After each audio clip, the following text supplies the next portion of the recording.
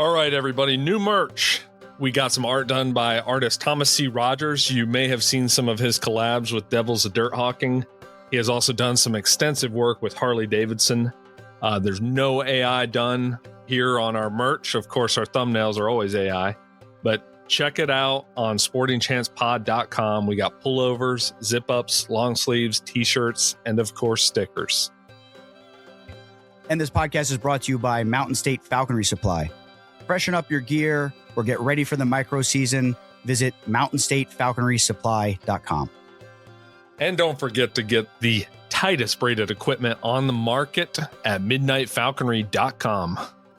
If you haven't put a deposit down on your next hunting partner, now's the time. Contact Seth Roy at northmountaingoshawks.com for your next season's hunting partner.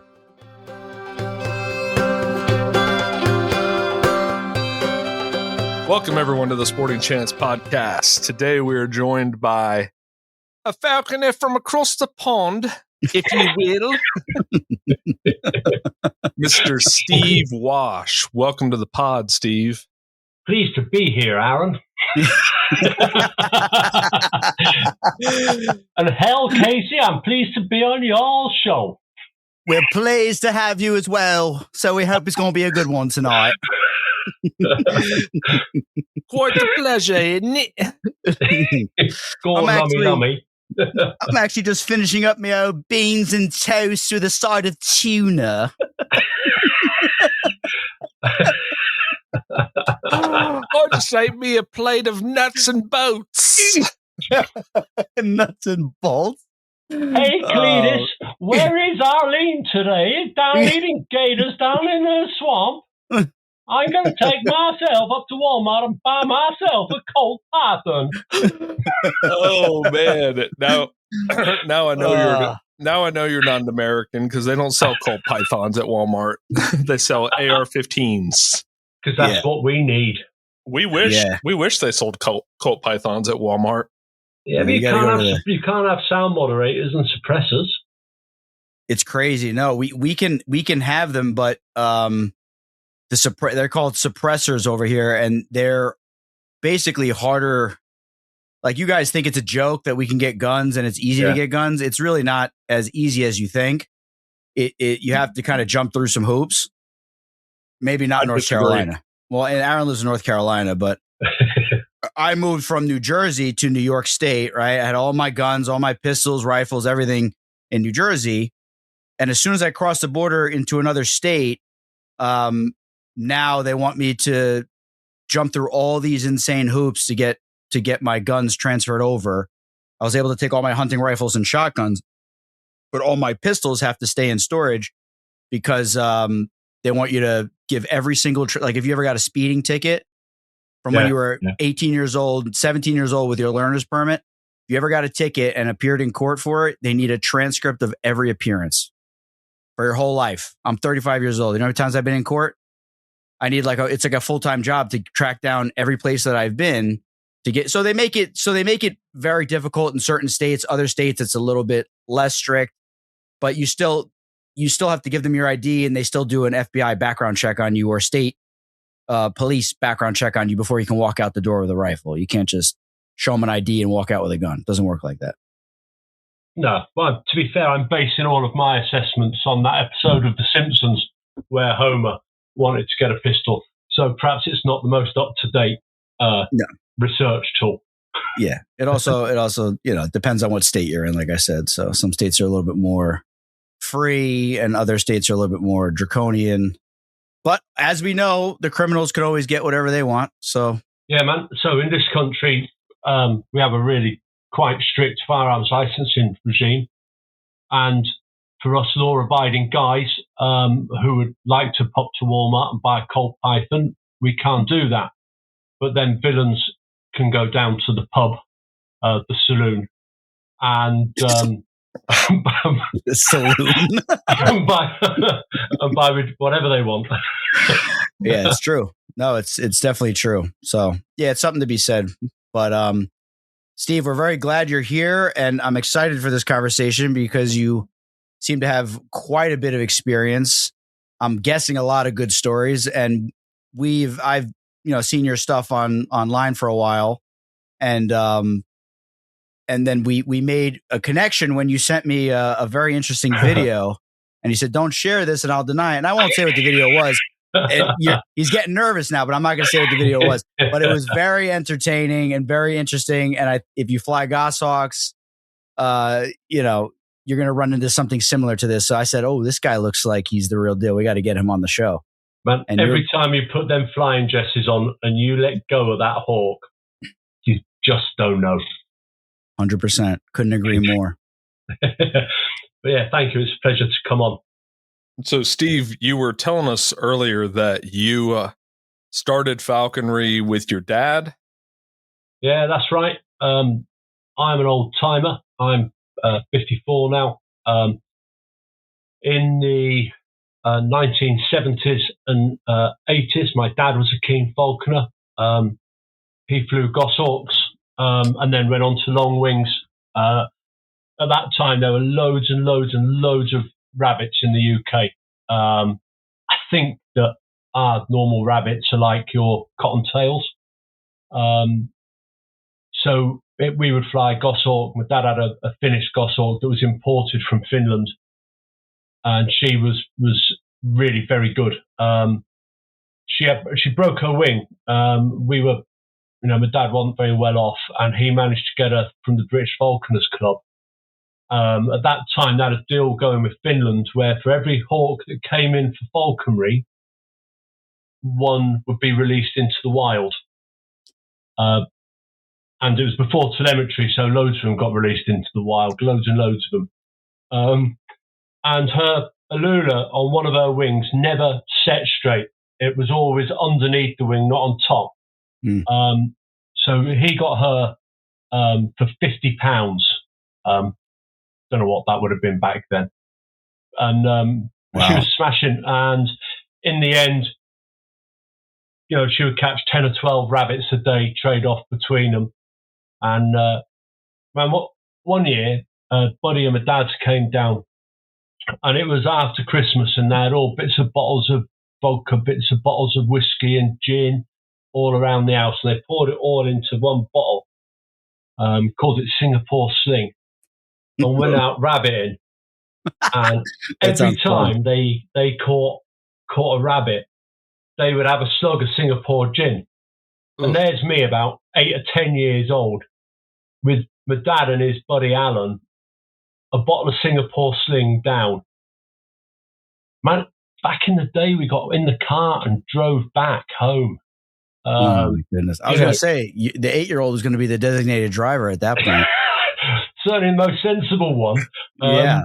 Steve, you know what we call that kind of a drink in the United States? Go on. We call it an LIT, a Long Island iced tea. You ever had that, Aaron? Of course, yeah. All right. Although his sounds way nastier than Long Island iced tea. Why? Because that's all right. Yeah, I hawked from his dad. I hawked with him. Then I flew a kestrel, and then went on to a sparrowhawk. When I finished with the kestrel, hacked it back. Flew a musket, a male sparrowhawk. We imprinted him. Climbed a tree, picked up a baby sparrowhawk and imprinted him. Oh, it's great. At that time, my dad had got a prairie falcon cross peregrine hybrid to catch crows with across moorlands, which was cool. One day, I'm walking back up to my house. We'd let this kestrel be hacked back. I'm walking back up, and it was lovely to see him flying about. Beautiful little European kestrel. Great, lovely grey tail. Beautiful little bird. So I'm walking back from a friend's house. My dad's got his falcon, Dastardly Dan, out weathering.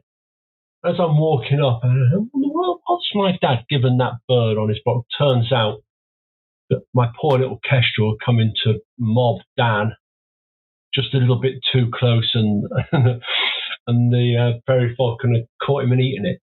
I kind of knew where the story was going once you started. I was like, something bad's going to happen right now. Always. They never have a happy ending. No, there's no such thing as a happy ending in falconry. I mean, maybe if it just old age falls off the perch in the mew and but even then, you know what I mean? Yeah. I think personally, and I may be biased, but I think a happy ending is a bird chasing quarry full speed, smashing into something and dying instantly.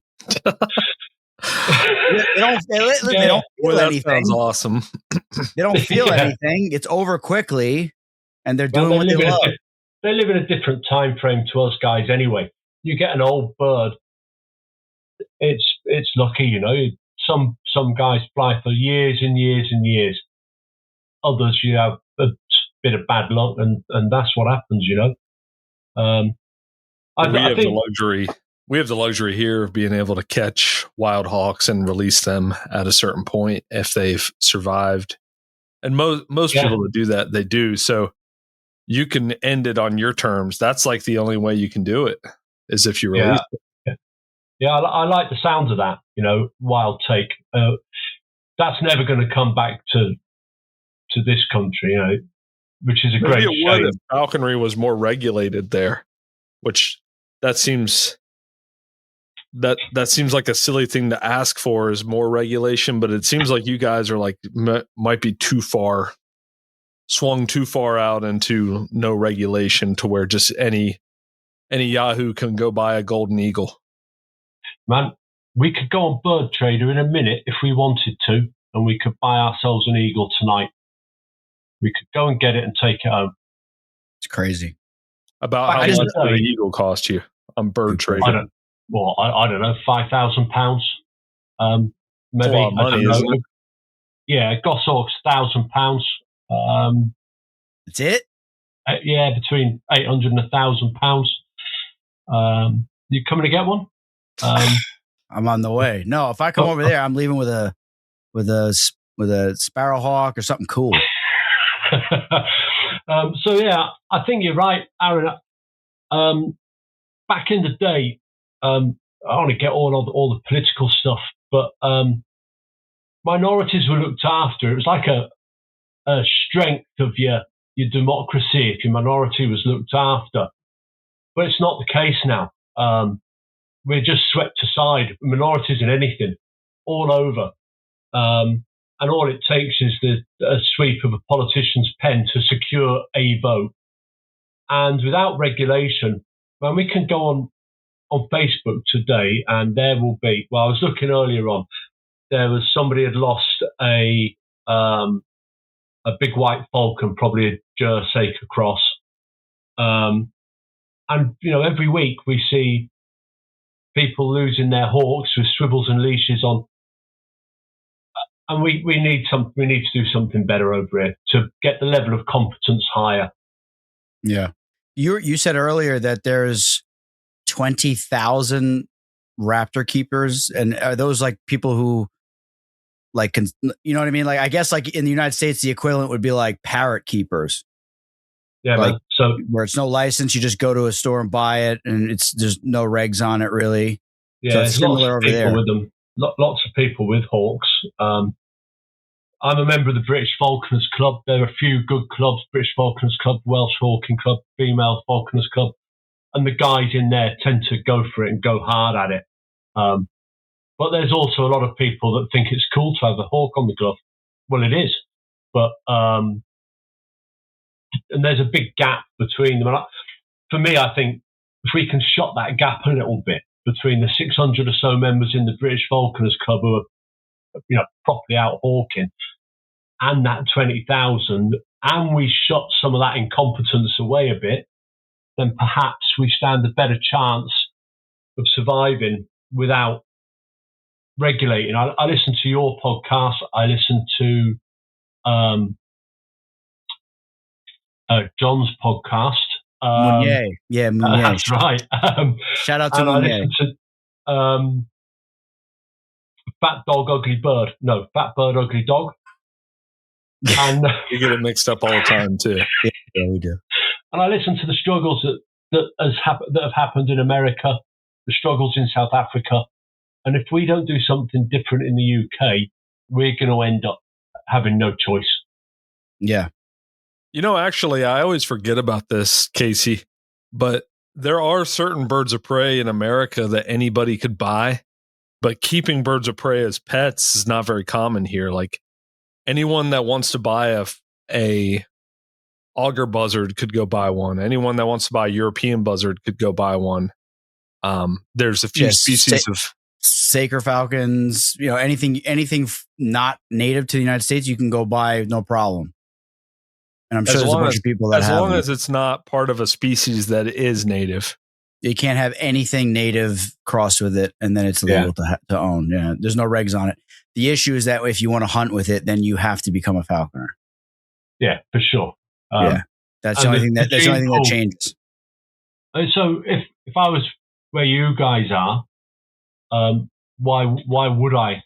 Well, I hunt, but why would I go and buy a Saker from a gene pool which has only got 5 individuals in it for the past 15 generations, when I could go out and trap a 48-ounce red tail and clobber rabbits with that all day long? It makes no sense. We talk about suitability of our hawks. You're hawking in the ecosystem the hawk's designed to hawk in, to hunt in anyway. So why do so? So I guess for you guys, you'll get less of those people that just keep them than we get here. They still get through. There's a couple issues in the United States that we have. We have a couple people. We have a woman out west. I wish I could find her profile. I think she has me blocked.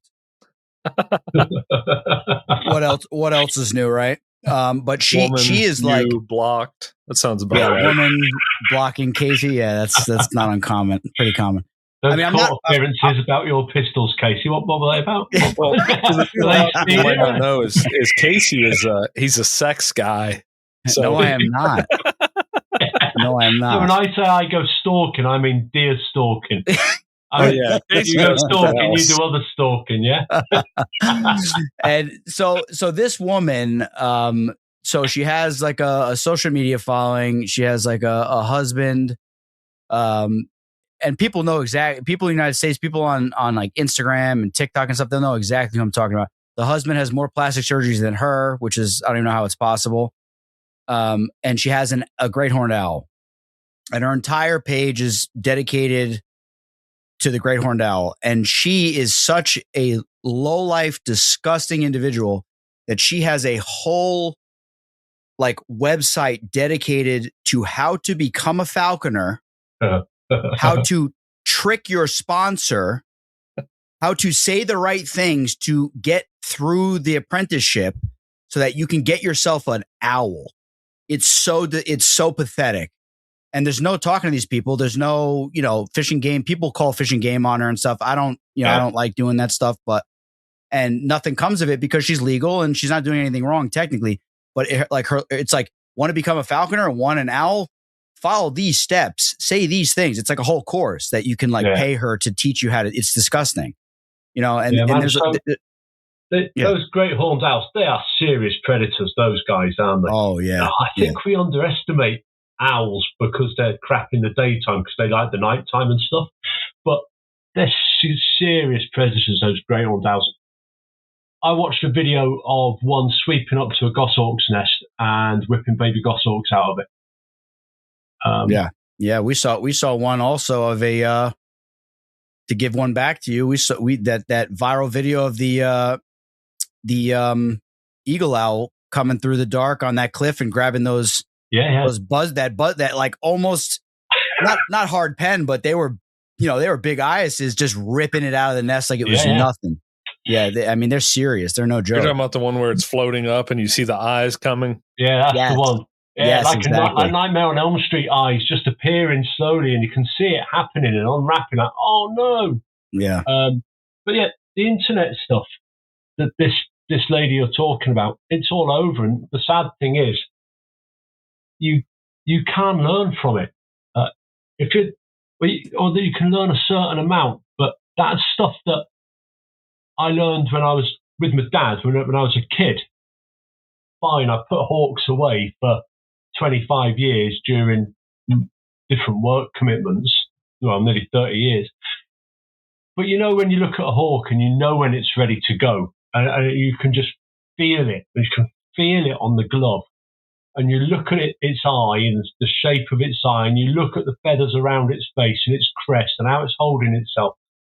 I just don't think that you can find that down social media in the same way that you can when you're sat looking at it. And that's one of the things with your mentorship, with your sponsorship scheme. A decent sponsor surely would pick out the disciples of that lady that's given them the rundown. You would have thought, Steve. You would think the issue is that there's people like my sponsor who didn't want to sponsor me at all, and it was a nightmare to get him to sponsor me. Yeah, and I had to beat him over the head. You know, we had to bribe him. My mom paid him to be my tutor. He's a math teacher. He's actually a really good tutor. And that's the only reason why I have my career now is because he helped me with math, because I sucked at math. But it was like he did not want to do it. Phenomenal falconer, like phenomenal. Him and his brother, he's, apprentice under Teddy Moritz, who's another incredible falconer. And there's just some people that just don't really have any desire to do it. And then there's other people that are open to it, and they're phenomenal falconers also. They're open to it and they're looking for the right person. And then there's another class of people that will sponsor anyone. They don't really care. They will sponsor anyone, and they don't really do due diligence, and they just sponsor anyone. And then you hear, there's a guy by me, I'm not going to say his name, great falconer, good guy. But he sponsors literally anybody that comes to the door. And he's telling me this. And so, this guy, he got I don't know what to do. He's not answering me. He's got birds. I don't know what he's doing, what he's up to. It's a nightmare. And I'm not going to say his name, but I'm like, you sponsor anybody. You know what I mean? And if his apprentice is so crap, he's not going to sign him off, and the guy's not going to be a falconer. He's just failing to make it. I guess we'll all have people like that, won't we? Yeah, but it doesn't matter though, because that apprentice can literally just get failed by one sponsor and find another sponsor and, buddy up to them, and that person will sign their papers eventually. So there's really, and it's nice because there's a lot of elitism in falconry, as we know, right? People that think they're, God because they can fly a bird well. And we don't need, that kind of stuff is great. Whatever you want to be, you want to think you're the best at what you do. It's fine. And we don't want to completely keep everyone out or be able to completely stop people from getting through that may be competent, but may have an attitude problem or whatever.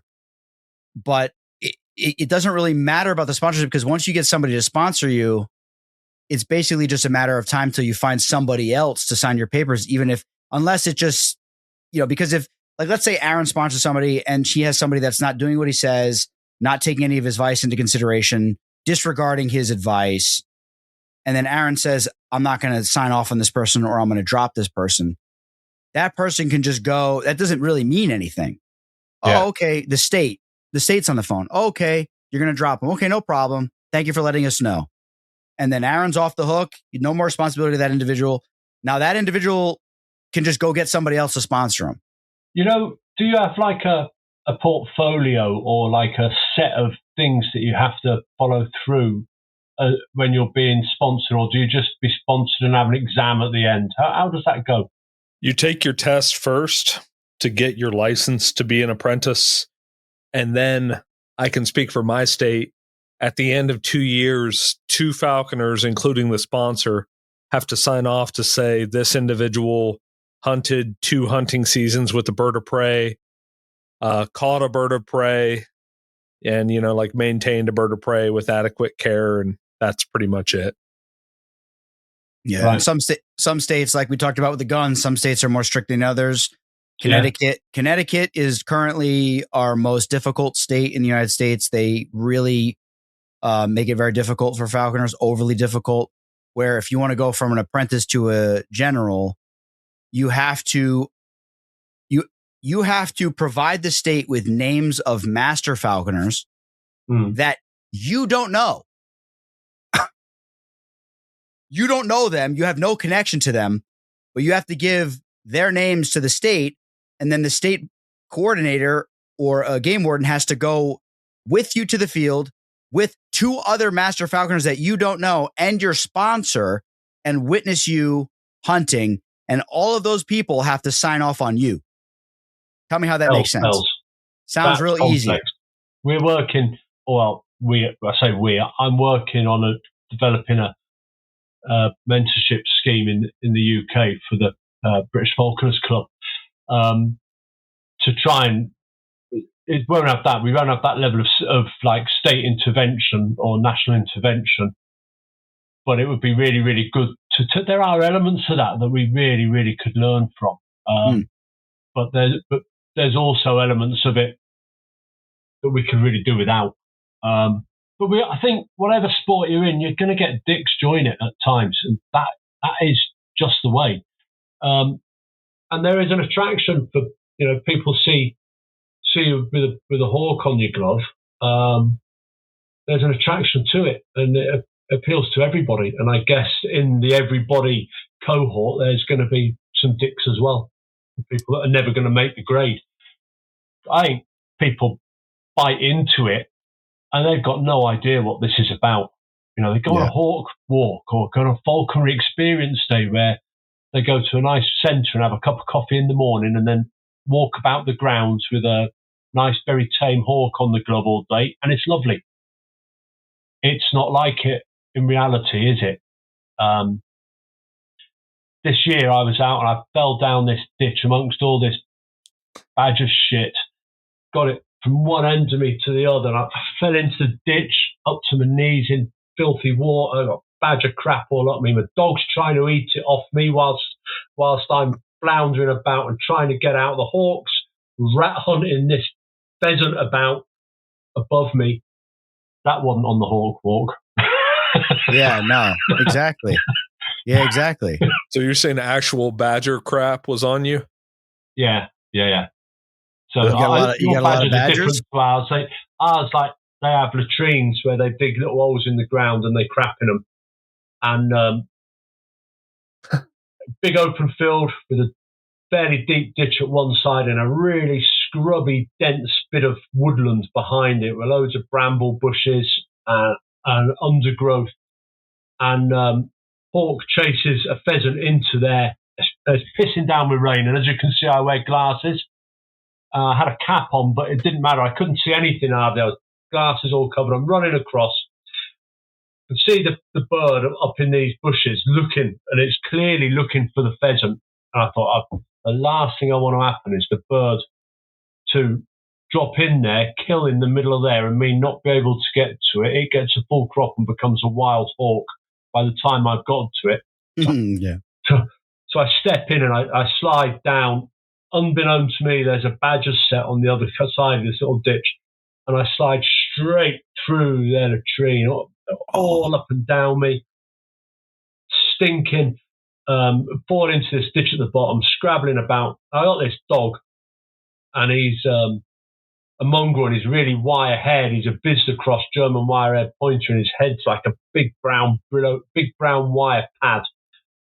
And he's trying to get it off me and lick it off me. I was like, fuck off, as I'm sliding down there, and he's getting it all stuck in his face. Yeah, that wasn't on the hawk walk around that nice,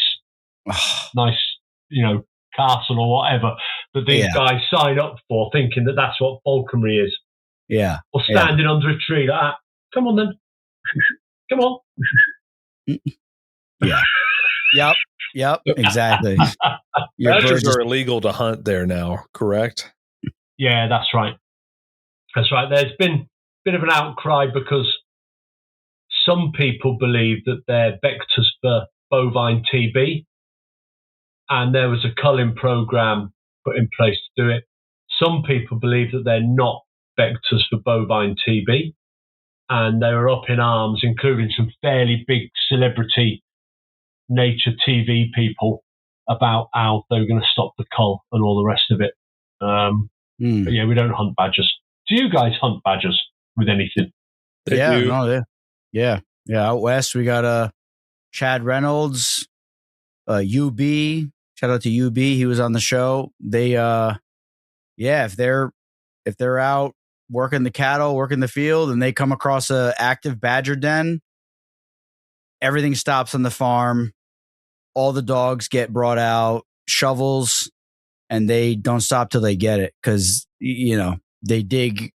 So we learned, right, Aaron? We learned on the show that badgers they can dig so well and so fast that they will just patrol at night.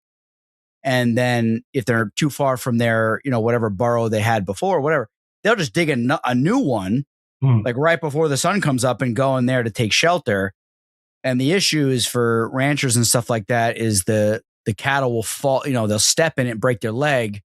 And now you got a big Angus beef cow that's now got to be put down before it was scheduled to be slaughtered. And that costs the farmers money. So they go out and they'll remove it, they'll kill it, whatever. And I'm sure it's probably regulated to some degree. You can't just go crazy. Same thing with prairie dogs, right, Aaron? Yeah. Out west, the prairie dog is a big issue. They got to watch that. But then with the we get a similar thing with people with horses, rabbits in their fields. So that for us guys, that's not so bad. Not so good for the people with the horses with the broken legs, obviously. Yeah. But yeah, we find that I shoot. Well, I do shoot, but I also hawk over organised game shooting places where pheasants are released. And I don't know how it works over there, but we have release pens, big pens made out of fence wire, and the badgers are strong enough and powerful enough to tear that open. They might only go in and take one or two young pheasants, but the fox will follow them in and clear them all out. Yeah. And, that's a significant impact on that game shoot that year. But yes, we're small, we're highly populated. If you're a keeper, a gamekeeper, you know that it's a matter of time until there's a set of eyes or a camera on you. So everyone has to be real careful. And, it's a protected species. We don't want to break the law. Yeah. They call, what they call that in the United States? We call that the situation that the gamekeepers are in. What is it, Aaron? Yeah. SSU, shoot, shovel, and shut up. No, SSS. Yeah, that's right. That's what they call it in the United States with certain situations. But yeah, I could see that'd be a problem. And yeah, the pheasants in the United States, yeah, they raise them and release them. There's wild populations. But my personal, not so popular opinion is that they are an invasive species. So pheasants? Pheasants are from China and India, aren't they originally? Did we they're not from the United States. When we came over and bought good stuff like yeah, they sold us some silk. They gave us some pheasants. We gave them some iron and steel. They gave us some gunpowder, opium, and a little opium to get us going. Work to make the deal smoother. And now we got pheasants all over the place. Yeah, it's an invasive species. You can kill European starlings and house sparrows in the United States, with no regulations. But apparently, if you touch a Hungarian partridge or a pheasant, you're a criminal and you're violating game laws. And as Aaron is making the money symbol with his finger, it just comes down to that. People love to hunt them. Money comes in every year for out-of-state tags. And it's a commodity, so the states protect the resource, and that it's fine, and it makes sense. I quite like some of the stuff that you guys do with tags, where if you want to go and shoot a deer, you have to buy a tag, and that the money from that tag is going back into conservation. Correct. A few years ago, I was in the United States, and I got the train between New York and Washington, D.C. Looking out the windows. Man, I hope none of your listeners are from Baltimore. Man, it's like the set from The Walking Dead, isn't it? But there were deer through them woods. Every time I moved my head and looked, there were deer all over the place. Mm-hmm. There's so many, and that's got to be a good thing. it's a good thing. It's in a lot of areas, it's no, you can't discharge a firearm. A lot of counties and municipalities, you can't discharge firearms, so the deer just get out of control. And there's really nothing you can do. Some towns they would do, from my understanding, because I used to grow up in an area kind of similar to that. They would do like a bow hunting only special draw tag, and then when the mentally disabled public that can't put brain cells together got wind of it, they would protest it, and then they'd shut it down, and then they'd send sharpshooters in there to just shoot them in the head and throw them in a dumpster somewhere. So yeah, it's a problem. But yeah, Maryland's loaded with people in Maryland that hunt any game pretty much. They're on easy street. There's a lot of game there. That's that stuff where the interest of the minority is just overruled by the majorityism of the politic. It doesn't matter. The reality of it, just they don't give a toss. They all they want is the vote wins everything every time, all the time, and that's it. Correct. 100%. Yeah, 100%. It's a problem. And falconry in pretty much any country you could think of, you guys maybe have a chance because there's 20,000 of you. The United States has like 4,500 active, licensed falconers in the entire country. 20,000 raptor keepers. I don't know how many falconers that are, really hawking hard properly. I know there's 600 members in the British Falconers Club, probably 400 or 500 in the Welsh Hawking Club. I don't know. I don't know. So maybe what we can do over here, active falconers. Sorry, say again, Aaron. I said so. Maybe a couple thousand actual falconers. Yeah, maybe so. But it doesn't. My point is that it doesn't matter, because if legislation and talks through the government of making it illegal or doing whatever, you're going to get the lady with the eagle owl in the parrot cage in her garden, in her back garden, as you guys would say. She's going to not want, her precious owl to be taken from her or make it illegal. So she's going to get out and vote and tell her friends to vote and whatever. So you have more of a little bit more of an impact. Like we're kind of a small group, and NAFA and other organizations, we try to team up with other organizations to help us and get their members to help. And we got a bunch of stuff going on right now. We're going to, sounds breaking down.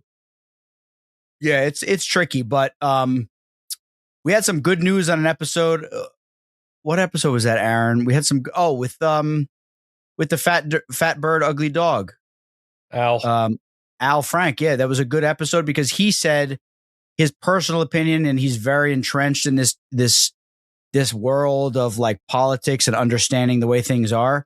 He says that it would be extremely difficult to outlaw falconry in the United States because it's a legal means of take in many states, and it would be very hard to outright ban it completely. It would take an incredible amount of effort to outright ban it. So unless it was done by accident, unless something happened, unless it was done by sort of side kill. Over here, they're talking about bringing in restrictions on tethering. And that would have a big impact on us. It's not really designed for us. It's designed for zoos and things, but we could quite easily become side victims of that. And your point on the legal take as well, we're an intangible part of human culture over here now. And it's right. I listened to you guys a bit ago, and you were talking about we've been hunting forever. In 2 generations, we're going to try and stop hunting. But actually, I'm a human being. I do hunting. It's what I do. So I've got pointed teeth. And it's why I am like I am. So, yeah, we've got to keep it going. 100%. Yeah, exactly. And fingers crossed for those that obviously aren't watching. Yeah, exactly. It's part of human culture, and anyone who... the antis, as you guys say out there, they're living in fantasy land if they think it's not. Yeah, they are. But that's the way, isn't it? They are living in fantasy land. Yeah, I mean, listen, if I was like if I personally, as a human being, Casey Everett, if I was like Elon Musk and I had his like money and resources, I would go the complete opposite direction. Like living in an apartment in Manhattan, that's like a new phenomenon. Yeah, like sure. I would like purposely make your life hell, and the people that are like doing things like hunting bears with hounds that has been done since before the founding of the United States, like I would make that like priority over your freaking chai latte in in New York. Like screw you. Wouldn't you try and preserve some of those cats that live out in the woods over your way? When you start a feral cat program. No, first cat colony where you pop out and feed them a bit. First order of business would be euthanizing and dispatching of all feral cats. If you do not have a collar on your cat, it will be euthanized on site. That would be a mandate. And if you do not fulfill it, meaning if you witness a cat without a collar on and you do not attempt to dispatch it, you will be thrown in jail for 30 days. So I have some grounds where I hunt deer. I stalk deer. Yeah. And one of the conditions is by permission, don't have to pay, which is unusual in this country. We don't have public land. But the condition is that I shoot foxes. Mm. If I see a fox, I shoot it. And if I see a fox and a deer, I shoot the fox. I shoot a 308, and I was out one day and I saw this stoat catching a rabbit. Came back, says to the keeper, "Oh man, I've just seen the coolest thing. I've just seen this stoat catching a rabbit, and it was so cool." And the keeper says, "Did you shoot the fucker?" "What, with the 308?" This foot-long stoat, 2 inches in diameter. Did I shoot it? Yeah. With the 308? No, I didn't. I want you to shoot them next time. Yeah, but if you shoot it, then how can you preserve the hide? You know what you got to do? You got to bark it. You got to do the Daniel Boone, which was debunked, but it's a great, Aaron, you know about the barking? You know about barking? Aaron might be from them hollers up in West Virginia, but I'm not. Can you tell me about barking, mate? Steve, I'm proud of you. You're able to call hollers in West Virginia. Yeah, very good, Steve. I'm very proud. So barking, when you were hunting squirrels and you had too big of a weapon, right? Because you were stalking in the woods. And you wanted to shoot a deer, bear, or whatever you came across. You shoot beside it, and the shrapnel from the tree kills it. 100%. Okay, good. All right, so you know. So that's called barking. We're more barking. ethical in the UK. We don't do sound shots and barking, and well, if you we see don't the have to wear orange hats, you know. Yeah. So the stoat, you see the stoat killing the rabbit. You wait for it to, when it's struggling, you wait for it to get near something that could potentially be, I'm trying to think of the correct word, but like a rock or something like that, where you could shoot it and it would be enough to knock it out or incapacitate enough, then you can go over and dispatch it. Yeah, without damaging the hide. It when it's beside the rock. That whacking great 150 grain bullet hits the rock, bounces off, goes to the village next door. Mrs. Smith is walking down the road with Fido. Boom, you got it. Down she goes. Boom. Mrs. Smith is an anti-hunter, and you just took her out, so now her vote means nothing now. She's not going to go and feed them feral cats anymore. Nope. She was on her way to feeding the feral cats when you hit her, so you're good. You're golden now. Just kidding. Oh man! No, I can hunt deer any day of the week, though. Any day of the year. That's cool. Really. Yeah. And they're mostly roe deer. I shoot mostly roe deer.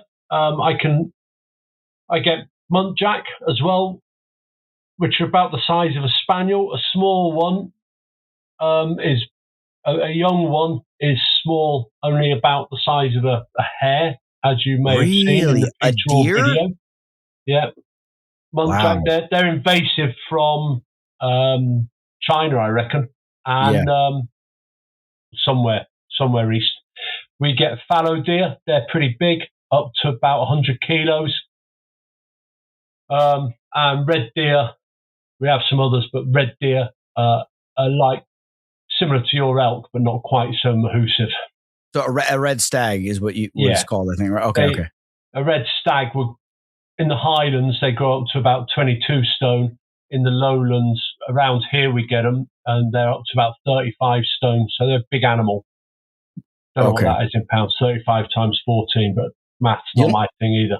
No, math is not. Yeah, even though if my sponsor was my tutor, I'm still not a math guy. But the stone thing, the only time I ever heard the stone thing is shout out to one of your countrymen, Eddie Hall, world's strongest man. Yeah.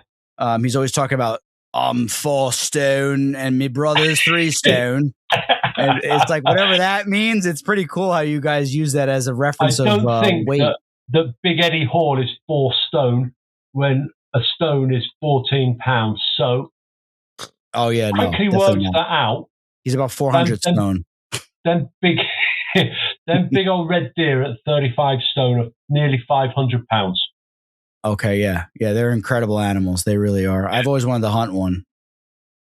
Yeah, big animals. And Aaron, do you know what that is, Aaron? The red deer, red stag.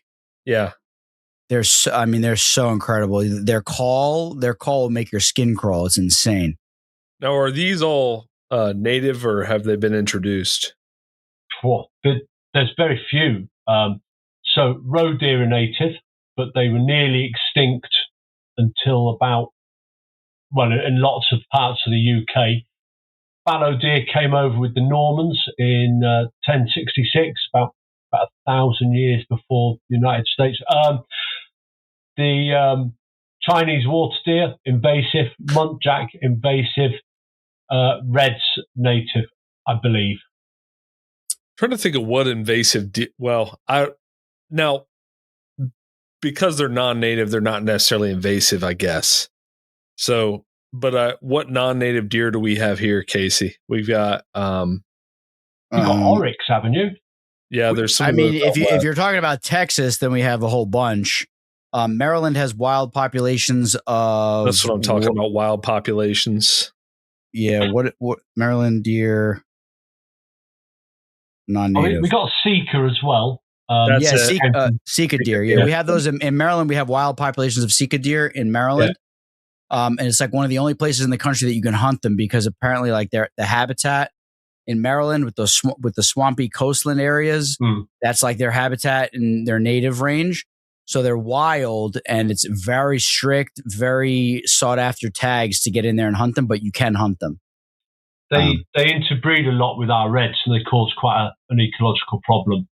In England, not so much in Scotland. I think I'm not so well up on it. There's the interbreeding's rife. Lots and lots of red deer have got contaminated gene pools with Sika. I think it's that way with a lot of animals.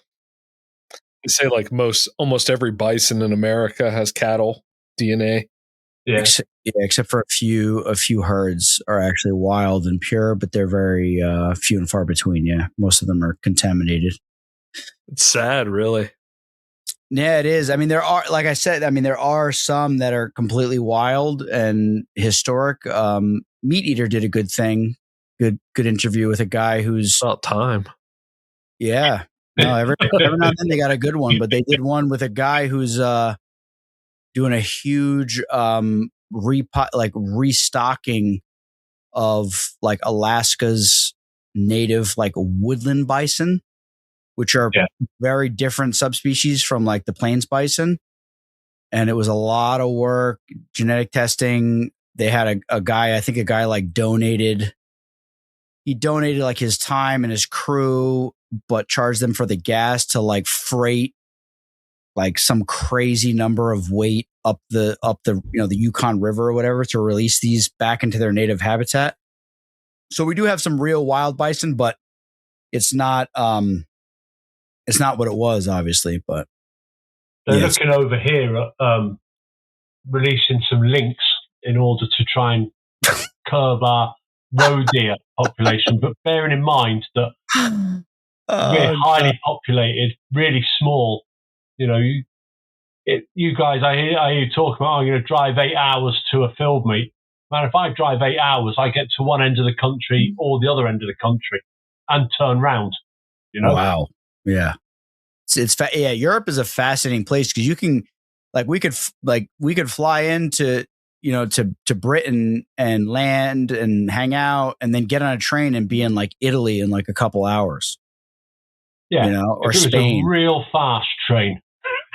We call them trains aeroplanes. Or whatever. I'm just saying you can like kind of hop around in Europe. It's like close. Like the United States is huge. You know, like to drive from one end to the other is like it takes like 4 days. Yeah, I thought when I was over there, I had a look on the map and I thought, I'm going to head up and I hire a car and I'm going to go up to Monument Valley.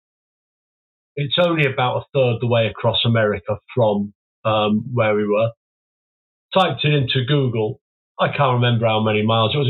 It was over 1,000 miles. It was like 14 hours of driving or something insane like that. More than that. So we went to the bar instead. Yeah. Well, next time you come into the East Coast of the United States, you got to hit us up. We got to take you out. We got to go hawking. Yeah, and the same for you over here. If you want to fall down holes full of badger shit, I'm your man. Listen, I was thinking about when you were telling the story earlier. I'm like, if I fell in badger shit, I would feel honored. I'd be like, oh my God, I have European badger shit all over my arm right now. Like, I'm never washing this jacket. You know? Hey, Steve, have you ever heard of the author Brian Plummer? Yeah. Terrier man. Yeah. Yeah, he created a breed of dog called Plummer Terriers over there. Yeah, man. I had a working Jack Russell a bit ago. He's dead now, sadly. And he was not. Plummer said that you had to be able to put your hands around their chest to meet the breed standard. Mine was a bit bigger than that, but he was tall-legged, not these little stumpy ones that we see. And man, we killed some rats. We did some ratting with that dog. We get a little pack of them together. It was great. You've done some ratting over there, huh? Yeah. Sounds different to how you guys do it. Where I've done it on game shoots, they feed the pheasants in drums with droppers to feed pheasants. They go to take food from there. But of course, you get loads and loads of rats in the hedges. And I made up a little smoker out of a chainsaw engine with rigid pipe, then to a flexible bit of pipe, and I could poke that down the rat holes, start that up, and the rats would come out, and the terriers would catch them. Awesome. Ace. And as you work down a hedgerow, you get towards the end, the rats have bolted out of one set of holes and run down and gone in, and you're filling up as you go, and you get to the end, and you get that little motor in there, and the rats are bursting out all over.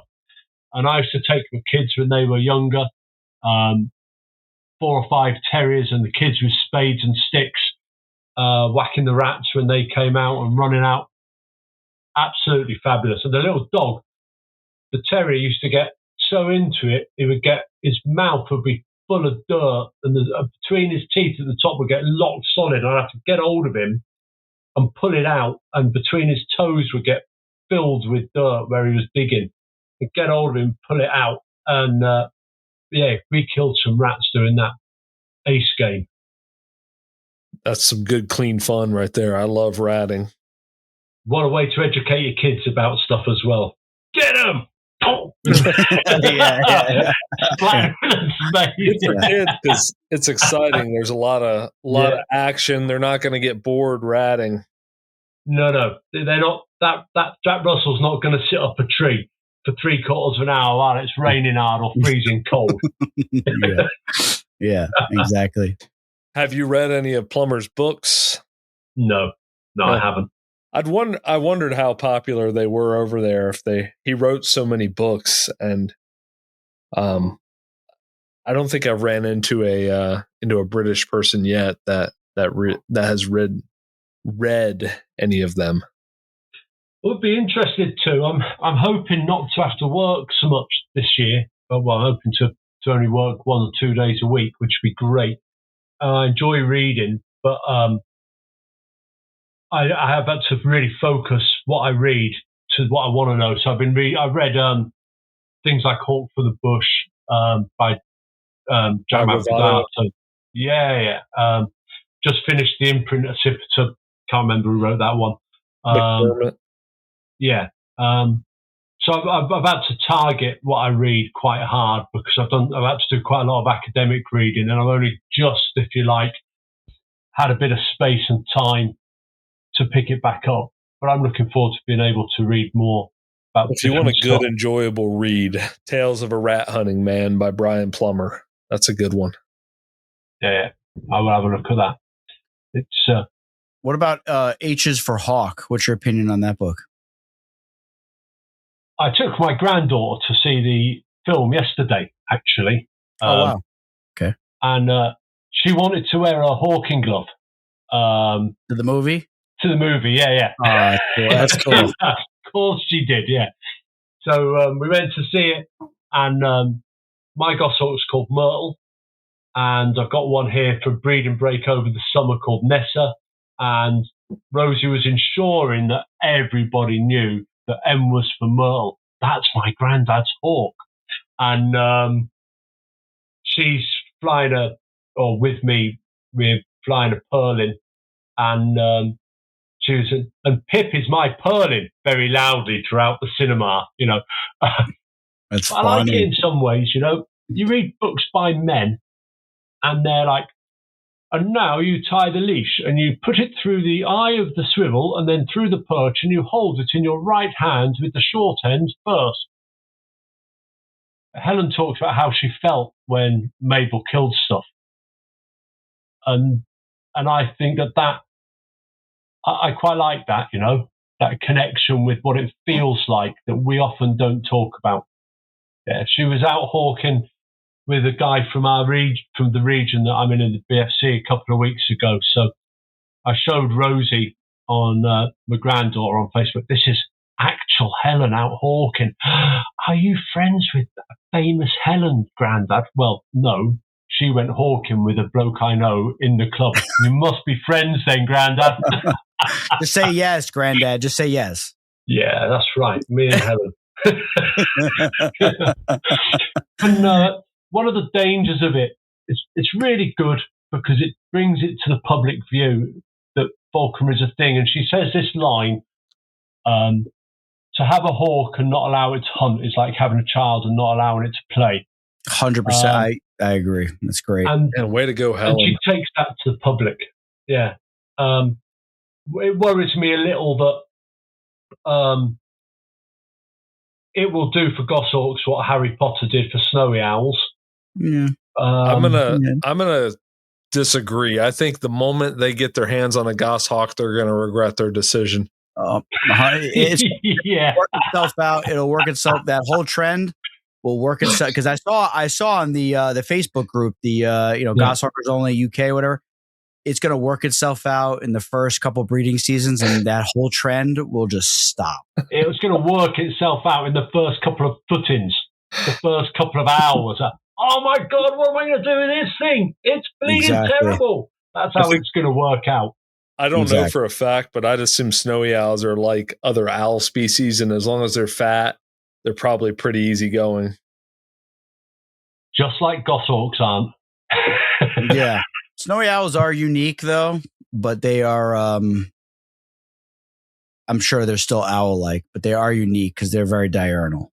Yeah. They actively predate hard, I understand. They push hard, they hunt hard. Yeah. What it will mean, I guess, is there'll be a couple of years where there'll be a number of hand-me-down goshawks available. With all the joys. You like that? A goshawk owned by a pet keeper. Yeah, we can fix it. You'll fix it. You'll fix it. We'll give it to Phil. So I lost my goshawk first week or so of the season. She died. How'd that go? It was crap, man. So this hawk was really, really cool. I hawked with a group of guys, and amongst them, they called her the Moirinator because she was so good. We have quite a lot of brown hares where we are, which are like your jackrabbits, but more solidly built. And they were a thing, and I had to make the slips more and more difficult. And she used to fly them. And when they do the jink, They would always, when the pressure's on, they would always jink at 90 degrees at full speed. She'd throw up and do the most fabulous wing over and take them in beautiful style. And I had to go further and further back until in the end I was sort of 80 yards away from the slip so that the challenge would be on. Awesome. And I had some Australian falconers come over, and they posted on Facebook, has anybody got a goshawk? They're not the sort of thing that sit in falconry centres. And I said, come over and have a look at Moira. I'd get her out. And so I got her out of the aviary early, fat. I just went in and picked her off the perch, man. Beautiful. She entertained them, sat on their gloves, let them look at her and stroke her a little bit. Getting her into condition. I have a bull X, and I decide I'm going to get her well fit for the hawking season, and off I go up to a bit of permission that I've got with a bull X and get it going. I've got Moira, who's keen and ready to go, in a beautiful crest standing up. And she was old, 9 years old, so her eyes were deep orange of fire. And start the bull X going, and she beats off the glove for about 2 beats, realises that it's bullshit, and swings straight up into these trees behind and kills a wood pigeon that sat up in a tree. It's like, so here we go then. We're on then, are we? We're not doing any of that stuff. We're straight in. So about a week later, I was doing some jump ups in the garden, and she jumped up to the glove, and I noticed that she was a little bit badly coordinated with one of her feet. And, you know, there's lots of things that goshawks are, but bad coordination with their feet isn't one of them. And I thought, that's odd, I'll keep an eye on that. And the next morning I went up to put her out to weather, and she was laying on the floor of the mews with her feet, one clenched and one open, but no movement in them. I took her to the vet, and after a series of tests, we suspected it might be lead poisoning initially, but it wasn't that. And after a set of really expensive tests and x-rays, turns out she had a lesion on her spine, may have been a tumour, may have been an old injury. And after about a week, she was euthanized. It was tragic, man. Yeah. Just so symptoms are so similar to what my Finnish goshawk had. Hers would have been a sudden injury to the spine. But same thing. She was just. Did you manipulate her feet and things, Aaron, to see if they would, how they were? They were just cold. You could move them, but there was she had no ability to move them herself. Yeah. Very similar. Although mine, I had her in a box in the kitchen, and she was eating. And she was a tame hawk and nicely behaved. So she was eating, but her feet were just knackered, and her tail wasn't moving about, because they move the tails a lot, don't they? Oh, it's heartbreaking, man. Yeah, it is. So I run a little. Well, I don't run. I look after some guys that are starting out on the sport, help them get going, and we've got. I've been away a couple of 3 times this year with these guys. Are you fellas familiar with barbarians in rugby? I mean, I'm familiar with being a barbarian personally. Yeah, me too. So, like Crom. Rugby club Barbarians are a touring club. They haven't got a home ground. They go on tour and they select the best players from around the world, and it's all about doing it for the love of the game. So this little group of falconers, Barbarians of Falconry, got together. We had a rabbit camp coming up, and there's me, goshawk, dead a couple of weeks before. So I bought one off the dreaded internet, and the guy that sold it to me, I'm sure that he was acting in good faith when he told me all about it. But it has been a long season of getting a really unfit, fairly bad-mannered hawk into a sort of shape that I can work with. But she came good in the end, flew all year, Myrtle, and so she's just gone up today. But yeah, hard work. You're done? Put her up? Yeah. Now, is there a season that you guys have to follow when you're hunting rabbits and stuff like that? Or is it just kind of like whatever you feel is, what you want to do personally? It's whatever we want to do. Also, when I find that when the birds start to get hormonal, it makes it difficult. If I was flying a falcon, it'd be difficult now because the wild peregrines are getting territorial, and we got loads and loads of them, and it's bleeding dangerous, man. You're going to lose your hawk. It's going to get killed. But also, rabbits are now pregnant, and they've got litters of babies, and I don't fly then. Pheasants are out of season now. Game's finished, so it's time to pack up. And you know what? I've gone at it hard this year. And I'm ready. I'm tired. Yeah. Isn't that a good feeling? That's a good feeling though, right? When you put the bird up and you're like, it's like the, for me personally, it's like this, and you're probably the same way, Steve. It's like you snap, like almost like you wake up from a dream. Yeah. Like you snap out of it. And the progress that we've made, about a fortnight, 3 weeks ago, I went away to hawk with a real good falconer called Billy, who he's actually an eagle falconer, and he does his eagle falconry so well. He has his eagle weight on, and he's a superb falconer. But I went with Billy, and we flew goshawks and ran our dogs. My dog was fine, wasn't shown up. My hawk performed really well. She wasn't shown up, and I thought, you know what? I can finish now. And I had another meet. I did a meeting up here. I ran a meeting fortnight ago, and I'm happy with it. That'll do. Yeah. That'll do.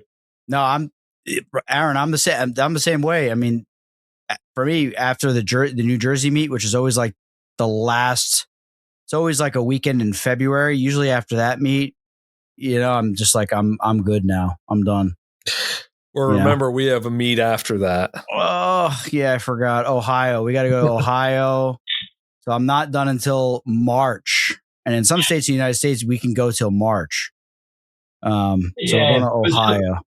I listen to you guys, and some of your people are the guys in Alaska that are flying in minus a million degrees centigrade. And then on the other hand, some of the guys down in Florida, and I think I was listening to one in Carolina where it's done snow.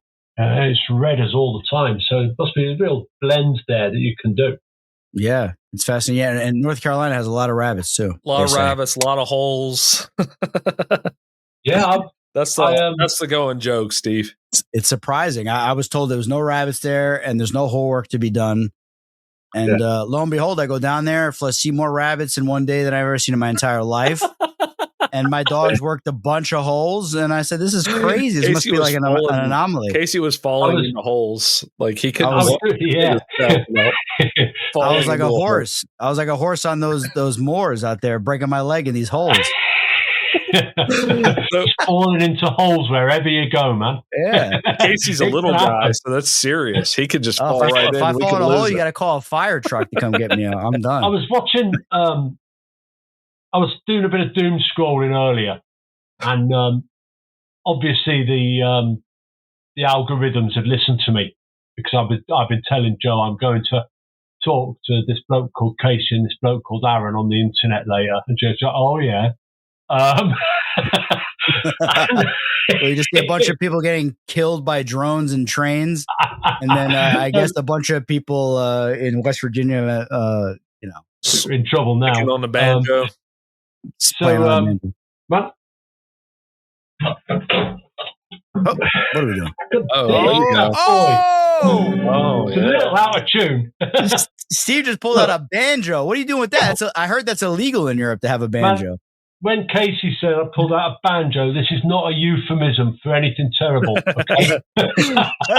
He just pulled out his banjo. I'm calling the cops. Strumming his banjo. Strings on the internet.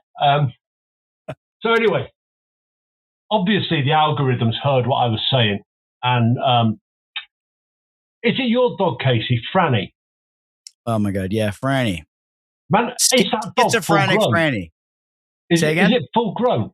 Yeah. Schizophrenic Franny is full grown, yes. It is tiny. It's I know 5 you pounds. guys use them like ferrets. We have to. Yeah. We can't use ferrets. That's the problem. So we need little creatures like Franny to go down there and kill rabbits and not come out for almost 3 hours. Man, at least they come out. Ferrets, it's all right saying you guys get to use ferrets over there in the old country. Yeah. But what that actually means is we get to dig big holes in the ground to recover our ferrets. Yeah, that would get old. They go underground, they kill underground, curl up and go to sleep, and then you got to dig. Yeah, that would be very frustrating. That would get very frustrating. And so this is the other thing is the reason why we run dachshunds is because dachshunds are not, as Teddy Moritz would say, so eloquently said, is they're more terrier-like than a hound, and they're more hound-like than a terrier. Yeah. Did I say that right, Aaron? I get that. So they have the drive to go down holes, but you can also like kind of pull them off. Like they're not going to get like their eyes glaze over like a Patterdale or something like that, where they're not going to come out and they're going to kill it. Like a dachshund will kill it and they'll eat it, but eventually they're going to want to be like, okay, where are you? And they're going to come out and look for you. She gets in these moods, and that's why I didn't freak out and start digging, because at one point I was laying on my stomach looking probably about 6 feet in the hole, straight in, because it went in the side of a bank. And at one point she came out and looked at me and then ran back in. And I said, oh, okay. I said, I know what's going on. Yeah. I said, I know what's going on today. You got the rabbit cornered. The rabbit was just, Franny popped 3 out of one hole in one single slip. She went in the hole, flushed 3 out. My bird caught 1. My bird actually caught 1, but the second one froze underneath him in the snow. And when I ran over there with this kid from New York, shout out to Steve, it looked like she caught 2. It looked like he caught both of them because they ran out of the snow. Snow's about 12 inches deep, and they're running through the snow side by side, almost touching each other. And he was acting like a complete spaz, and I kind of forced it, so I had him hooded with the braces open. So as soon as it popped out, I pulled the hood off, and he caught it 10 feet away from us. But the second one was frozen underneath him. And we run over thinking he caught 2. And then the other one shoots out of the snow like a rocket ship and ran to another hole. Then as I'm dispatching that rabbit, Steve starts screaming and yelling. I turn around and there's another rabbit shooting out of the hole running in the other direction. So we worked the second hole that the other rabbit ran into, couldn't get it to reflush, then tracked the other one, which was easy in the snow, and put Franny in that one. And then my buddy was standing there with his red tail on the fist, hoping we get a flush for him. And at a certain point, I told him, all right, just head back to the truck. And that was at like 5:45, and I didn't get home till like 9 o'clock at night, and I live 10 minutes away from the spot. So it was a night. It was a little bit of it was a nightmare, but it wasn't a nightmare in the fact where I was thinking that she was dead in there. I could hear her in there chewing on it, kind of like she was whining at first. I knew the rabbit was like, she was basically probably trying to get it to run, and it wouldn't run because it knew what was going to happen to it. So she ended up probably just started eating it while it was alive. She came out with fur and blood on her mouth. So she definitely killed it and was eating it in there, and then eventually came out when she wanted to. And you never got the rabbit? No, rabbit's still in there. Probably still alive with like its whole hindquarter. With one leg missing on the back corner. It's gone, yeah, I wouldn't be surprised. And I'm like, you know what? And it's like part of me like feels bad for the rabbit. And the other part of me is like, bro, Bro, just run, dude. Just run, bro. It's well safe running out there with them goshawks. Yeah, you got a goshawk, dachshunds, a spaniel, and you got a foot of snow that's loose.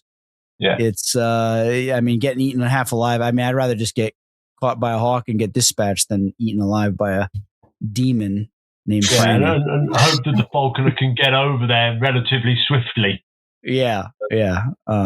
So yeah, that's Franny's full grown. She's a true German, I guess you would say, Canichen Tekel. We like to call Canichens in the United States, but I mean the traditional German is they have to be within a certain diameter, chest wise, height wise, and weight wise.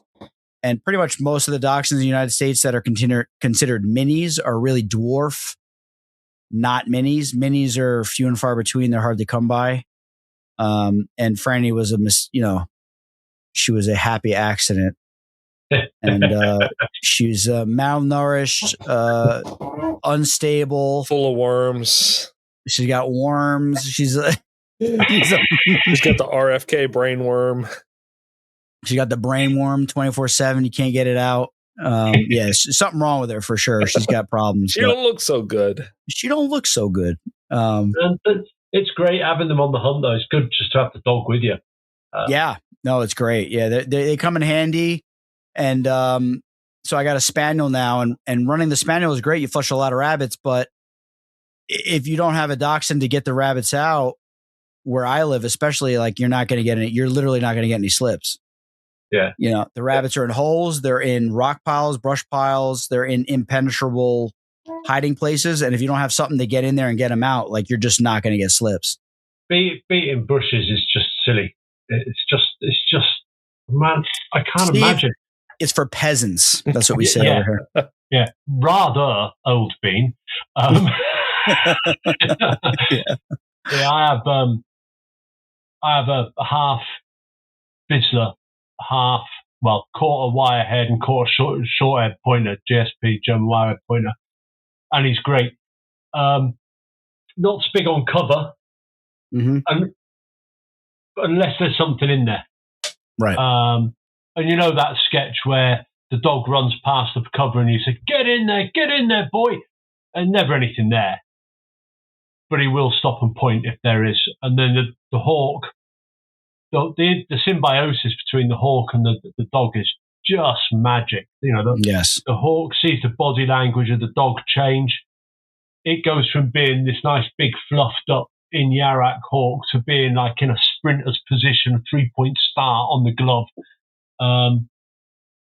I feel a bit sorry for Bryn if many false points, and then the hawk at the next opportunity will wallop him round the ear roll. Don't false point and it won't happen. Yeah, exactly. That's what I'm trying to say. Hey, Steve, I got a question for you about squirrel hawking over there. Yeah. What are the populations of gray squirrels like over there? Pretty strong. We've got quite a lot of grey squirrels. I hosted a meeting about 2 or 3 weeks ago, like I say, and some of the best sport we had was with Harris hawks, grey squirrels. Does anybody hawk? Does anybody hawk specifically on grey squirrels? They're really quite a rare bird in falconry here, red tails. They're not appreciated. We can't just pop out and catch one. The only thing that we could pop out, well, we can't do that at all because it's illegal, but we have lots of common buzzards, sparrowhawks, and a few goshawks and loads of peregrines, but very rarely used in falconry, red tails, and I'm not sure why. I think they're a great bird.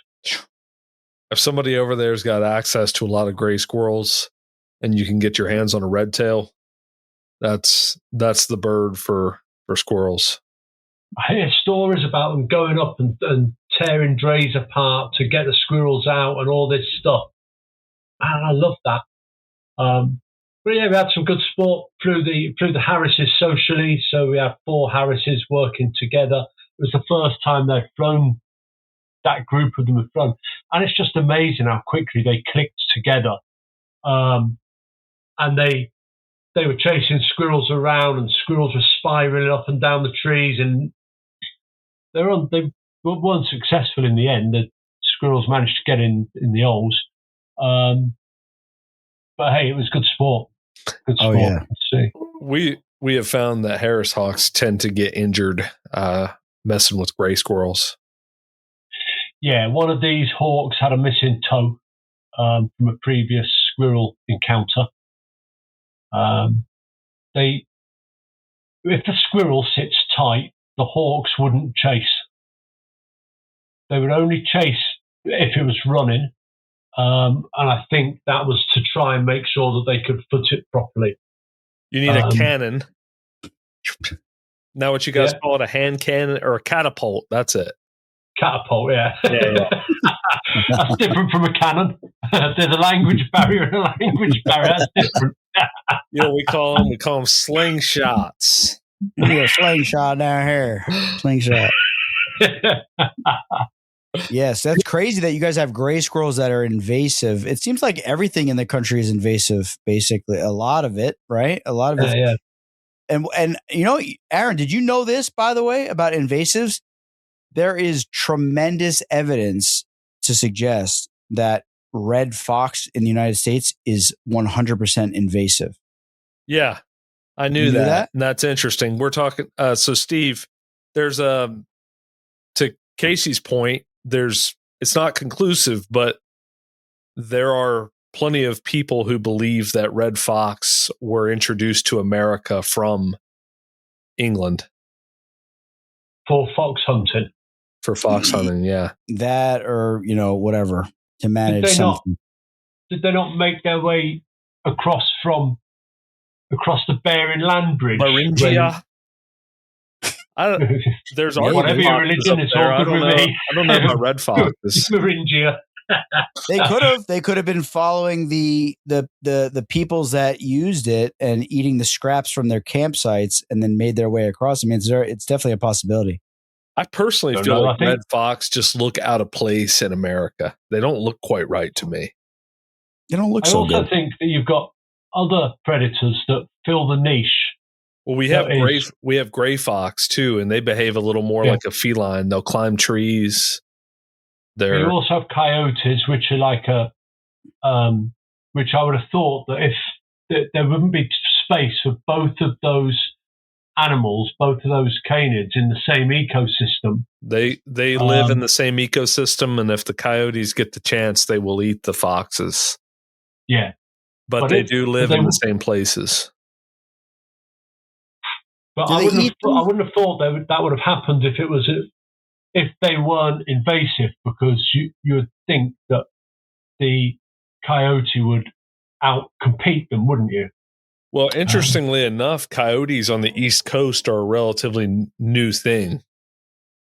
It's true. It was about unheard of until past 40 years.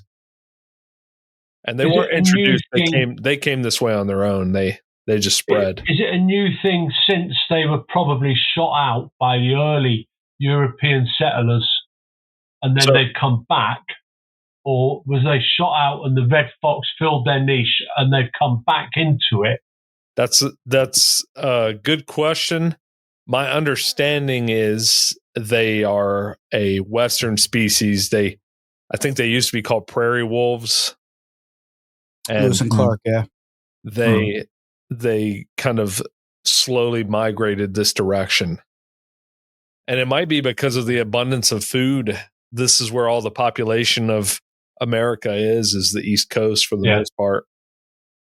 Yeah, but they could have shot them out because of the East Coast was obviously settled more heavily. Shooting them out doesn't work.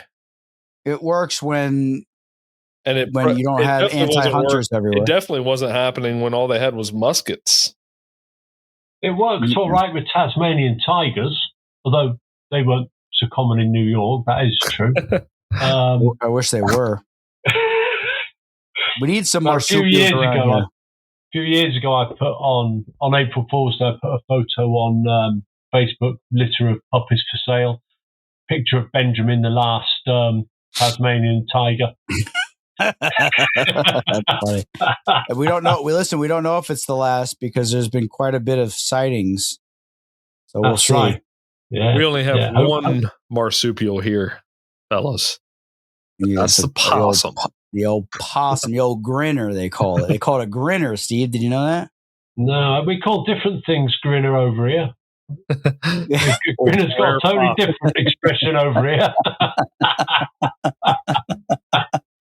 I can imagine. Another of the awesome language barriers. Yeah. So, Steve, you said you've got a goshawk you worked. You have a purlin. Is there anything else that you've got a real interest in flying in the near future? Man, I'm all set up for goshawking now. It sort of happened by accident that I ended up going down this route. I had a couple of long wings that I was flying at game, and I lost the ground. Permission's difficult here. Then I got goshawks because a goshawk is more suitable to what I was flying. I bought a really nice parent-reared hawk a couple of years ago. The tragic accident in the field, as sometimes happens. Like I say, you put flying jesses in and you let that hawk go, and man alive, all bets are off. Do you want me to tell you guys about it? What happened? Yes. Okay, so I bought this beautiful Finnish female parent-reared Ias, and I'd left her as long as I could before collecting her. Went up to get her, manned her in a really quite traditional way. I didn't wake her. I can't do that. It's just too much. But got her manned up, got her coming, flying free really nicely. Got her hunting, had a couple of kills, and then went out hawking with my granddaughter, Rosie. And it was a Sunday. My business was at one of them real clutch moments where it could have gone either way. And at that point, I employed about 20 people. So if it had gone the wrong way, there are 20 people's mortgages resting on my shoulders. That if I cock it up, they dip out. So I go hawking with Rosie, who at this point is 7. And I slipped Lottie a rabbit. She misses the rabbit as she spins across towards some cover. A big old hare gets up and runs probably 400 yards across a ploughed field. She misses it and goes and sits in a tree. Now, if I was on my own, I would have just run across the field. But with 7-year-old Rosie, I had to go a bit steadier and walk around a track on the edge. By the time I got there, the hawk had moved on. So I track her, and she's wearing a GPS set and a 173 transmitter, scout transmitter. I know that, the GPS only got a certain amount of battery life, and those old scouts have got, great battery life. So she then starts self-hunting this wood. And again, I've got Rosie, so I'm taking it easy. I can't run. And then she flies across this river, which is too big and deep for me to go across. And I've got Rosie. The only crossing is a railway bridge. Now, if I was on my own, I would have gone on the railway and just run across it. And if a train had come, jumped off the bridge into the river, or just had a good look and make sure there were no trains coming, to be fair. But with a 7-year-old granddaughter, you can't really give that example and take the risk. So she was in this little patch of woodland over a pond. And I thought, okay, that's fair enough. I'd never fly my birds so that they're like starving to death. I'm always fly them as heavy as recoil will allow. So of course, this is as far from the truck on that permission as you can get. So we then have to walk about 4 miles back to the truck. Again, if I was on my own, I'd run. I've got Rosie with me, and it's too far for Rosie. So we get in the truck and go round, and I can triangulate her into this little woodland. The next morning, I had to go to work. I couldn't stay and look after the bird. I had to go to work. Like I said, 20 people's jobs on my shoulders. And, you know, despite uninformed criticism down the world of the internet and social media, I have to say that 20 people's jobs are more important. So that night, on my way home, I've got my gear with me. It's dark, but I track her, and I'm really worried because both signals are in exactly the same place. And I'm thinking, oh, shit, no, this is bad news. There's no way that she's going to be in exactly the same place unless she's killed a mallard, got a crop the size of a softball in your language, and she's sitting in a tree like, oh, I can't move, so much duck. So first light, Tuesday morning, I'm there, signals in the same place, and I go up to the pond. Are you guys familiar with the term a flight pond? It sounds familiar. No. Okay, so we get quite a lot of migratory duck, and a flight pond is maintained to flight ducks for shooting onto. So it's fed, there's often hides, and often feeding stations around it. And it's beautiful. It's lovely and manicured. It's this flight pond with these nice prepared hides and, you know, nice grass banks, nice feeders, drums full of grain. And I track, and I eventually find her dead in a ditch full of water with just antenna tips poking out of the water. So I collect her up, take her for a post-mortem, and she has drowned, but went into the ditch unconscious with a large injury to her neck and the back of her head, which had knocked her unconscious. The vet, who's an experienced avian vet, says this is not consistent with a collision, not consistent with a peregrine strike or a buzzard strike. We get common buzzards here. So whatever happened to her happened there. I wonder. Guesses? Say again, Aaron. Any guesses as to what it could be? Man, I don't know. Maybe she did go across there and catch a duck, and maybe there was one of the guys that was shooting there smacked her around the head with a stick, maybe, and threw her in the ditch. I don't know. I wasn't there.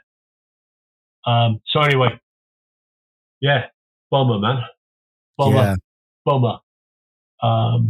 Yeah. So I am all set up for goshawks.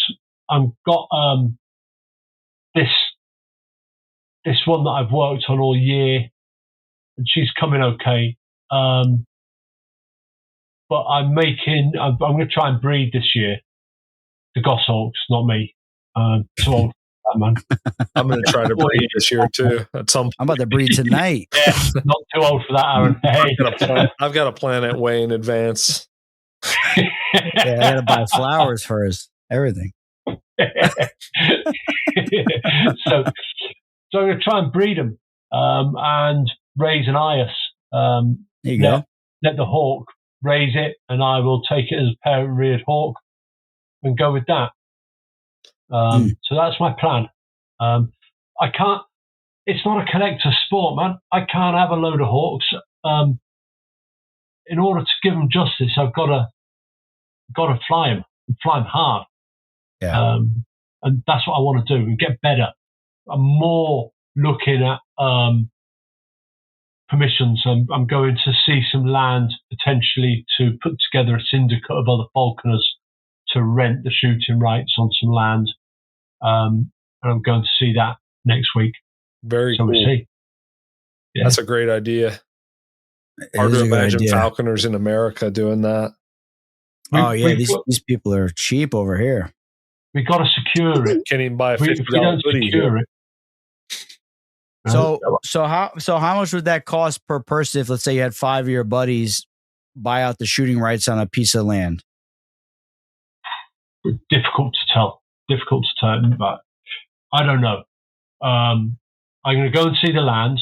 My best guesstimate is it'll probably cost us maybe £1,000 a year each. That's not bad. Maybe that'd be like $1,400 roughly. US dollars. But how much game is on the land though? Well, nothing until we put it there. Oh, that's right. I forgot about that. But what about rabbits though? We haven't got very many. We haven't got very many here. We've got lots of hares, brown hares. We haven't got very many rabbits. I wouldn't pay. Well, I would hope not to pay money to hawk rabbits, but I would pay money to hawk rabbits. You've got to take what you take, haven't you? Sometimes. Oh yeah, Casey. They view them differently. They're pests out there. No, I know. I even still, if I could go and put my dogs or my ferret in a hole and just watch rabbits bolt in front of me and my bird catches it, I would pay good money to do it all day long. Yeah, and the goshawk, man. All day long, I would do that. My favourite thing, rabbits, to be fair. But we don't get very many. Goshawks absolutely wallop them. And, yeah. That's cool. So that's my plans for the next year. What about you guys? What are your plans? I'm not flying a new bird this year unless someone in the ether makes me a pure albitus tiercel. I'm getting a new goshawk chick to raise. Yes, Aaron. Yeah, we're on a falconry podcast. We're not buying a chicken from Tractor Supply. We have a lot of non-falconers that listen, so sometimes I'm mindful about the language. But yes, I'm getting a young chick. I'm buying an imprint. I'm going to imprint an IS specifically. I'm going to have a hen or a cock bird. Specifically, a Ural Mountain Beautyoides. What are you getting? Are you getting the same one that got killed by the Ural Mountain Beautyoides IS for all you falconers out there.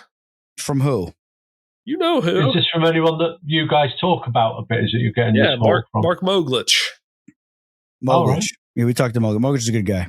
Yeah, Moglich is good people. I've flown a bunch of his birds. He's a really good guy. And he's a man of the people. He did me right, which is rare for. Anyway, it's people that do you right, people that look after you, man. They're rare. They're rare in this world. Yeah, it's hard to find your mates. Yeah, yeah, that's right. That's right, homeboy. You gotta look after your mates. we gotta get you down here on a coon hunt, Steve. Oh my gosh, that'd be great. Yeah, I got some old cur dogs. That's what you call them, isn't it? I'll get cur dogs. Cur dogs. I'll hand you Pappy's 12 gauge, and you can blow a coon out of a tree. Oh man, we can't film it though because as soon as Steve lands in the airport, they're going to arrest him. That's right. They will, right, Steve? It's crazy. I heard that story that a guy came over here on holiday, as you guys would say, and he was like shooting at guns at a range just for fun, in America. And when he landed in the airport, they picked him up. I hear lots of bad stuff about what goes on with people. So I'm not very outspoken on social media about political stuff. Yeah, it just ends. I hear people that are outspoken. They land in America and get turned around or worse. And man, I think it's a bad show, man. No, it's not good, man. It's really not. I mean, we hope you guys can get everything back to the way it should be because it's a little bit out of control over there, from what I hear. I think we all live in a world where we get propaganda, and I know that you guys are told that we've got this all these terrible problems, and we probably hear similar things about what's going on in the States. But we do, though. What I do know is that back in the day when I was soldiering, I did lots of stuff with American soldiers. I do know that. So the politicians can do their thing, but us guys on the ground, that's where it really matters. 100%. Yeah, 100%. But it's when the people in the legislation that don't listen to the people is when the problem arises. And then how far do you let it go until we go get our muskets? Well, you've got a right to keep and bear arms. Apparently not. Apparently not, because I got to jump through hoops to keep and bear my arms. Yeah, and Well, yeah. But my neighbor's got arms, and Aaron down there's got arms. My cousins and Aaron. I mean, it's just a bad situation. But not to start on a political note and then end on a political note. But it is part of the same conversation in regards to falconry, because we are relatively protected as falconers in the United States because we have regulations where we do answer to a government body that oversees us, and we follow the rules, which are a pain in the neck, but it does protect us from the general public. Yeah. And over there, it's kind of like a freewheeling thing where at the drop of a hat, they could say, all right, enough of this. No more of these birds of prey in private hands. It can only be zoos. And then you guys got to fight to get that right back, even though it's not a right. It's just a way of life. Yeah, it'll just, there's all sorts of dangers in it. And if we don't get it right, we stand to lose what we do. And I don't think it'll be a planned attack to remove falconry. I think it'll happen almost by accident, whereby in order to stop, I don't know, cockfighting, they bring in a law that says one bird cannot attack another bird or something like that, and then all of a sudden, by accident, we've disappeared. Yeah. Or party number one needs to get a bill through Parliament, and it's finally balanced, so they buy a vote from, I don't know, another politician from another party by putting a clause into a piece of legislation, and then we go. Do you have qualifications for hunting, for like rifle hunting and deer hunting? You have to do a hunter safety course. So about 25 years ago, there was a course brought in over here called the Deer Stalking Certificate 1 and Deer Stalking Certificate 2. And they're absolutely voluntary. But they showed a level of proficiency, and they were administered by the British Deer Society. Now, when I go for my firearms certificate renewal, every 5 years I have an interview with a police officer. It has almost become mandatory for them to ask, have you got your DSC 1 and 2? So it's almost become a self-regulatory thing by voluntary means. And if we do it right, this work that we're doing in the BFC, British Falconers Club, then there's a potential for us to be able to continue to be like this bastion of knowledge and experience and skill, and share that. And the times have changed. We no longer all have to look the same, drive a Range Rover and hunt grouse in Scotland. Dave the plumber, who goes hawking in his plumbing van, is just as good, just as valid as the guy that goes to Scotland. And we have to understand that. We have to reach out to those people a bit better, especially them plumbers. Yeah. The plumbers, if not, they're more better. They're better than the other ones. They're more better. More even better. They're more betterer. They're more betterer, as us plumbers would say. Yeah. Oh, man. No, I agree with you, Steve, man. I agree.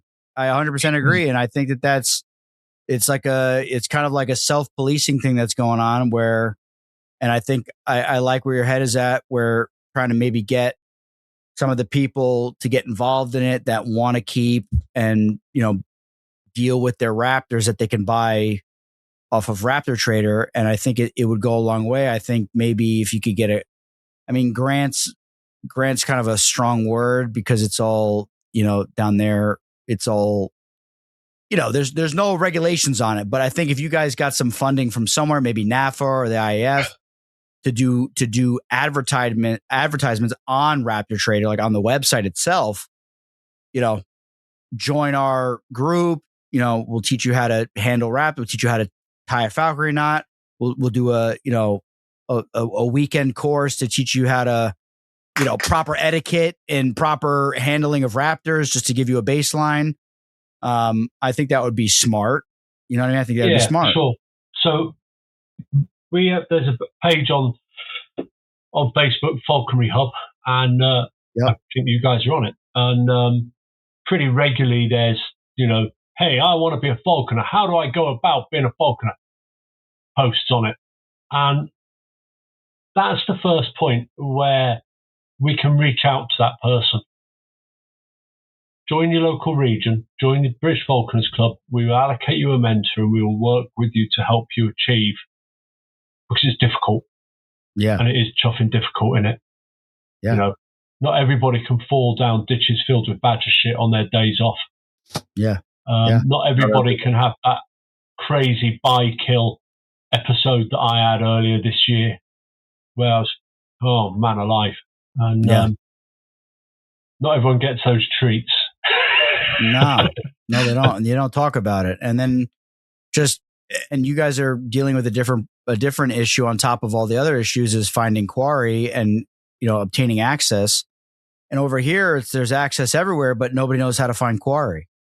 So, everyone's in a rush to go out and get their bird. And then it's like, okay, now let's go catch something like I see everybody else doing. And it's like, this is not what it looks like on social media, or it doesn't. It takes like mentorship to learn how rabbits, where they live, their habitat, how to structure your slips, how to position yourself to maximize the success of your bird. It takes a lot of time and mentorship to get good at that stuff. And it's like, I don't understand. I don't know how somebody could just buy a Harris Hawk without knowing anything and then expect to ever, be successful in terms of hunting. I mean, it sounds like a daunting task. You'd have to just sit and just read books. And I mean, that's fine. And you'd probably learn a lot that way, but having a one-on-one with a mentor, I mean, you just leaps and bounds. You'd cut years off of your training. The field craft is everything, isn't it? The organizing and setting up of slips and the management of slips, being able to make it all click together. Like you say, we can watch it on the internet. We can watch Steve Chingrin's awesome flights. But man, that took that fella years and years and years to get that level of expertise. Yeah. And you can't, and you've got to understand how to put it together. And mentorship is the way. And also, we talk about that, but also the birds. You see them, go and have a look on Bird Trader when we've done, if you can access it from there. Some of these birds are in shit state. And it's bad. It's just bad. All up, bad. It is. It's funny how parrots will do great in a cage, but birds of prey will not. Yeah, it's true. Well, depends on the birds of prey. Yeah, maybe owls would be all right in a cage. Like owls and I feel like a kestrel, if it was raised in a cage, would probably be okay, just chilling in a cage all day, jumping around in there. I like the stuff you guys do with your American kestrels. We fly them out of the windows at Starlings. I think that's cool. Yeah, no, it is cool. It's a lot of fun. Yeah, it seems like our American kestrel. I've never flown one, but it seems like the American kestrels. Correct me if I'm wrong. They seem a little more gamey than the European kestrel. That's the number one thing I hear about them. Yeah, I think so. I think so. You struggle to get a European kestrel to catch stuff apart from worms and mice. It's interesting. The slip at a worm is not the best slip in the world, Bro, I'll take a worm. That counts. Yeah. Everything counts. Everything counts. All right, Steve. we appreciate you coming on, man. Thank you very much. It was a pleasure having you on, man. Thank you for everything. Thank you for your time.